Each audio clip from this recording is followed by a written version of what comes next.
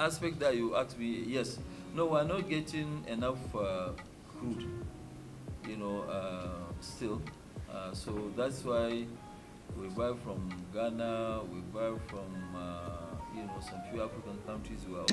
If you look at it now, when you talk about energy affects almost everything, and it's not only energy. Some people will try and take a chance and say, this is an opportunity, so let me make money.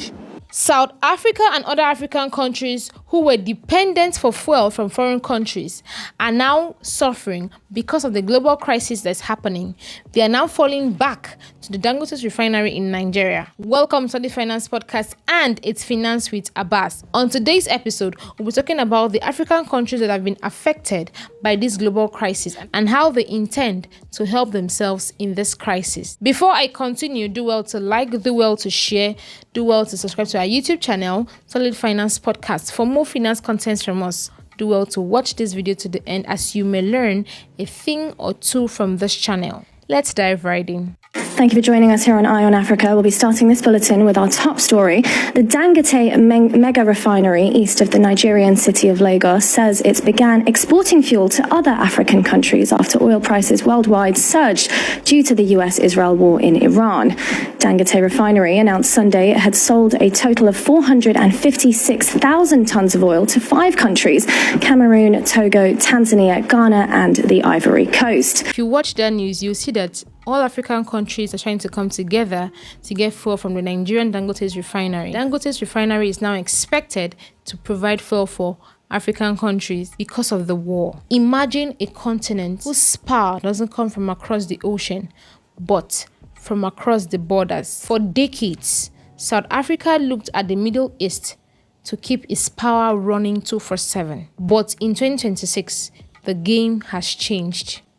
Now, they are moving from Pretoria to Lagos to get their fuel. Is this the birth of the United States of Africa, or is this a big step to togetherness? Before I continue, do well to flag your country in the comment section. Finally, South Africa and other nations across the continent of Africa are now seeking fuel deal with the Dangote Refinery from Nigeria amid a global crisis that has actually been brought by the Middle East conflict, United States, Israel versus Iran war. And it's turning out that Africa has started depending on itself, changing the narrative completely. And this is what self-reliance looks like. Turning out Dangote Refinery is a strategic asset across the continent of Africa. And it's turning out a lot of citizens are in big question. Why should leaders across nations in possession of oil wake up and start building their own oil refinery?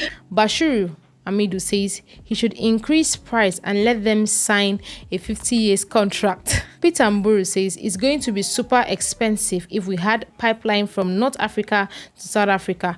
That would be a game changer. Eve says we also have Angola. Dangote is a visionary. He saw this. We need to start trading amongst ourselves, develop infrastructure, and connect us for trade. The world is on fire, with 75% of the Southern Africans' fuel being tied to the volatile Persian Gulf. The recent disruption has left South Africa's oil reserve bone dry. Their biggest refineries, like Sapref, are silent. South Africans are not just looking for fuel, they're looking for a lifeline. The government has warned motorists not to panic, saying that there is no national fuel shortage and that people should not rush to the pumps to panic buy. Also lashing out at some of the organizations that have been alluding to, the statements that there could potentially be a fuel shortage. But I think overall, motorists are still concerned, even though the government has issued out this warning. People are concerned because of what's going on in the Middle East, about the long-term impact that this is going to have on the fuel supply in our very own country. So this morning, we took to the streets to ask motorists what they thought and whether they are confident that we are going to be able to avoid a fuel crisis. Cass says, what about some garage already picking up the price? Who's checking on that? The other one says, never mind the fuel shortage. The price hikes is the most concerning for me personally. Never mind what is going up in April. What is the price going to look like in a few months? That is the question to ask. How are people going to survive? Fuel, food, medicine price, income is staying the same. tax and expenses is going to skyrocket, how is the government going to handle the backlash from the people? That is the question. I'd also like us to watch a video to hear what Dangote had to say about the fuel crisis. Africa is very busy paying debt, and putting this again on top of us is going to add a lot of hardship on people, on the governments, on the people, on everybody, for something that we have no really any involvement in it. If you look at it now, when you talk about energy affects almost everything, and it's not only energy. Some people will try and take a chance and say, this is an opportunity, so let me make money, so if this thing doesn't de-escalate, it is going to keep going up and up and up. Dangote's refinery produces 650,000 barrels of oil per day. This isn't just the factory, it is a declaration of independence. While the whole world doubted, a strong man built a city of steels, and now he's the man of the moment. South Africa has now asked Dangote for a 12-month fuel supply contract. Mind you, South Africans are not the only ones. We have Ghana on that list. We have Tanzania on that list. We have Kenya, we have Burkina Faso, we have Togo, and a lot more are standing on the line.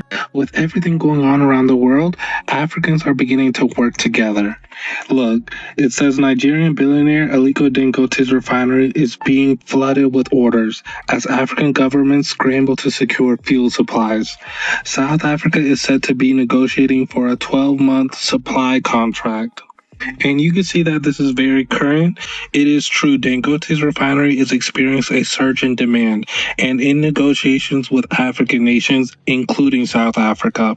Prilov says, can they pay in Naira so that Naira gets strengthened against the dollar? This is Africa's continental free trade area.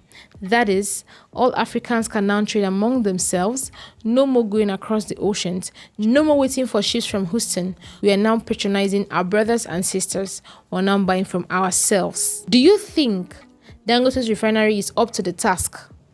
Drop your thoughts in the comment section. Petroleum products totaling 456,000 tons to countries including Cote d'Ivoire, Cameroon, Tanzania, Ghana, and Togo. These exports, equivalent to roughly 608 million liters, underscore the refinery's immense scale and its capacity to alleviate fuel shortages across Africa. The refinery said in a statement on Sunday, 22nd March, that by boosting supply, it would contribute to enhance energy security in West, East, and Central Africa. This expansion comes amid rising global oil prices triggered by disruptions in the Middle East, particularly around the Strait of Hormuz, a critical global shipping route. The refinery's shipments handled on a free on-board FOB basis. Chilowaji Academy says, this is what we want. We must trade amongst ourselves. Eric Obara says, Dangote on a route to hit $100 billion revenue by 2030. If he doubles daily production to 1.5 million barrels, produces 9 million tons of urea, and achieved 1.5 million tons of sugar, he will surely hit $100 billion. We can see that physically hard work actually pays off, as Dangote's refinery is now the savior, the messiah for all African countries. We are witnessing a shift in the global era. African countries are no longer trying to buy from foreign countries, but they're trying to patronize themselves, which is a very, very great news. The era of Africa begging for resources from other foreign countries is coming to an end, as we're now trading amongst ourselves. And this has made Aliko Dangote the most important man of the moment. So, if you're in South Africa, if you're in Togo, basically, if you are an African country, do not panic, as Dangote's refinery are promising to make sure that they try to supply fuel to all other African countries. If you found this information useful, don't forget to like, don't forget to share, and please don't forget to subscribe to our YouTube channel, Solid Finance Podcast, for more finance contents from us. Until next time, bye for now.